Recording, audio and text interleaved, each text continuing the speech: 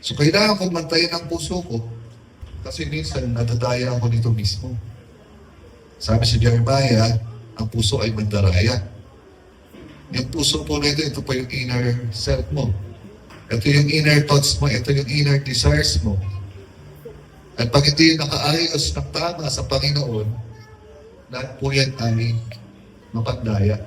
Kaya huwag natin sasabihin sa tao, alam ng Lord ang puso ko. Di ba? Madalas natin marinig yun. God looks at the heart. Make sure.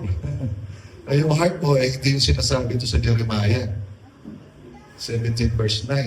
Make sure na yung pusong sinasabi natin na alam ng Lord yung heart ko ay hindi yung puso na sinasabi sa Jeremiah 17 verse 9 na mandaraya. Okay? So, kung sasabihin na alam ng Lord ang heart ko, kung ikaw mismo alam mo ang mga bagay na dapat mo pang ipatayos sa